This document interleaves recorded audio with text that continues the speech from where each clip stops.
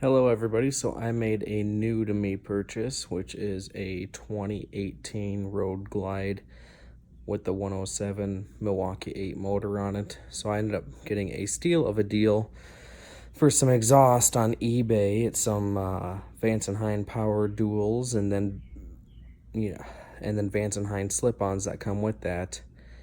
And being that I got a good deal on that, I went ahead and went on Fuel Moto's website and ordered a Vance&hines FP3. So being that everything shows up tomorrow, I figured I'd try to get a head start on getting the old exhaust off, so that way tomorrow when I'm off work I can get the new exhaust on so I can ride this weekend and not have much for downtime.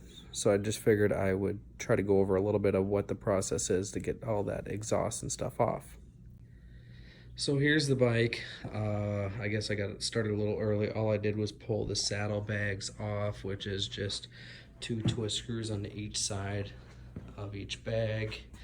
And then I also pulled this cover off because hard to see without a light, but there is the connector right in there for the Vance&hines Fuel Pack 3. Now I'm gonna try to keep this video a little on the shorter side and just try to go over some highlights.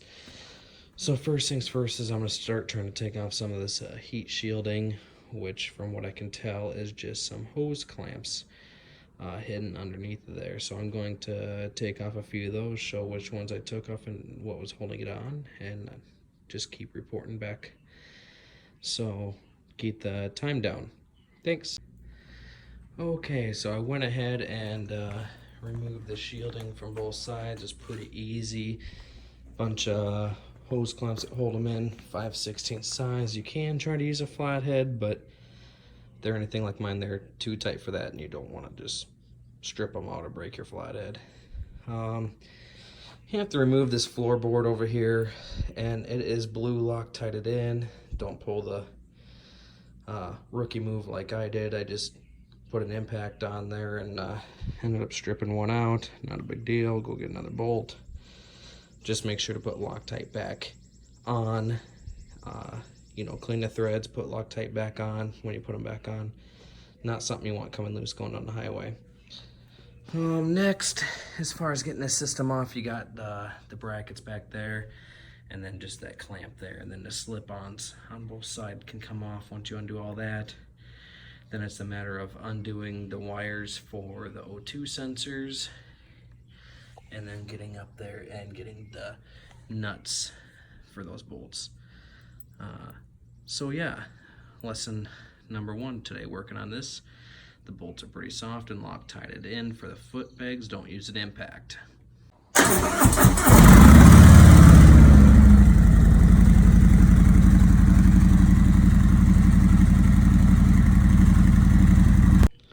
Okay, so here's the following day. The exhaust showed up. I'm actually very impressed with how well this guy shipped everything. I'm going to go ahead and open it up. The new FP3 also showed up. Once I unwrap everything, I'll show you what it looks like. Then I'm going to take the rest of the exhaust off this bike.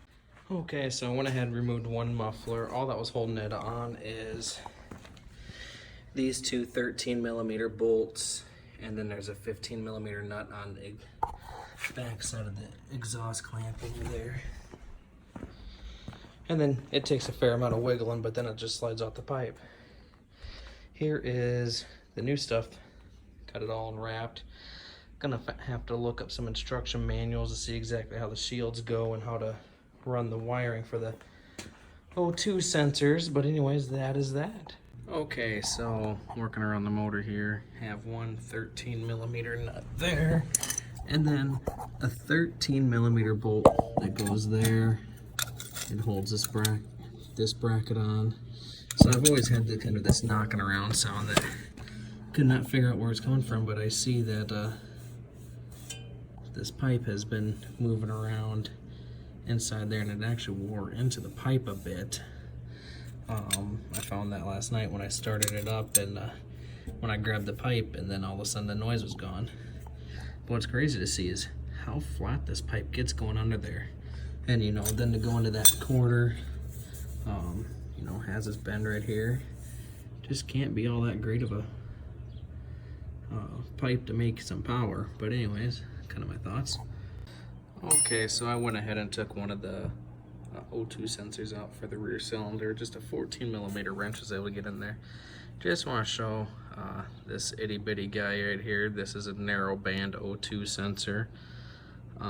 Even though this Vance&hines has auto tune, which uses these narrow bands, just want to say these narrow bands don't pick up near as much as what a wide band does. So, I mean, in my opinion, if a person was doing a radical build, probably best to get, say, like something like a Power Vision or that Thunder Max computer and go with wideband O2 sensors and such.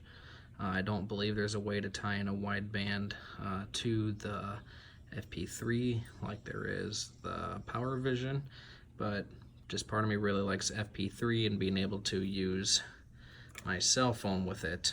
I will put up another video of being able to use the FP3 and such. That second O2 sensor is just hiding around right back there, so I'll go ahead and undo that. Then I'll undo the nuts on each deal and I'll show how to transfer then stuff over to the new head pipe and putting it on.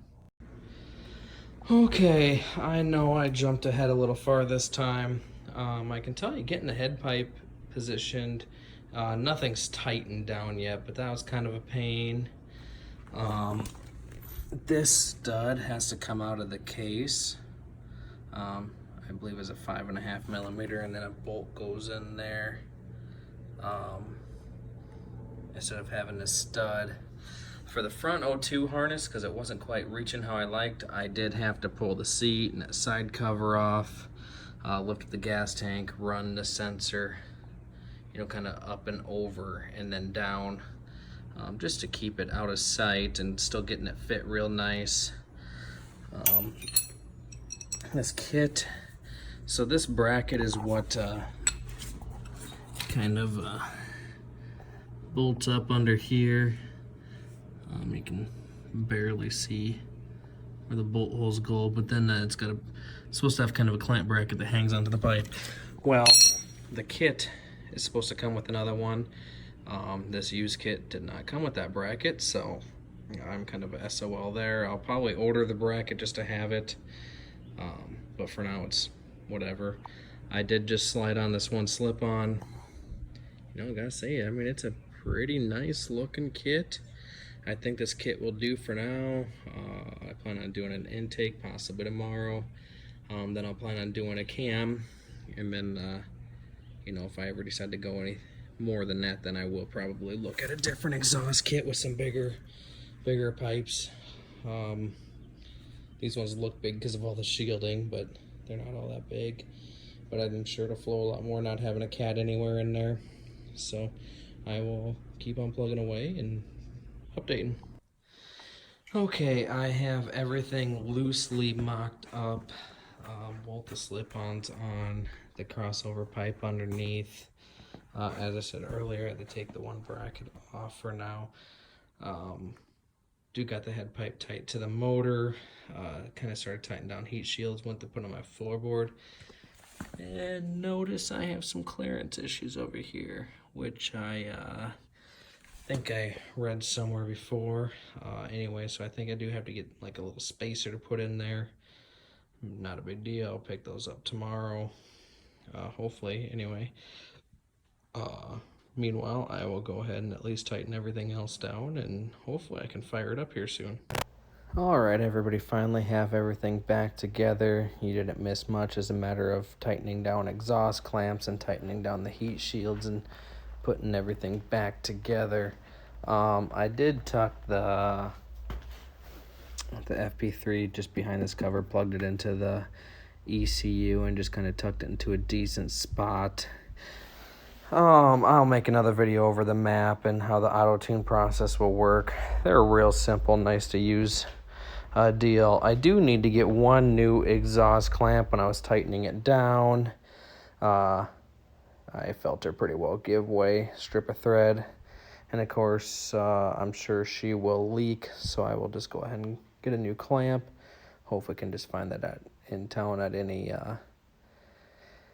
exhaust place. If not, I'll order one, no big deal. Just figured I would do a startup now, see how she wants to run. Now this is with baffles in.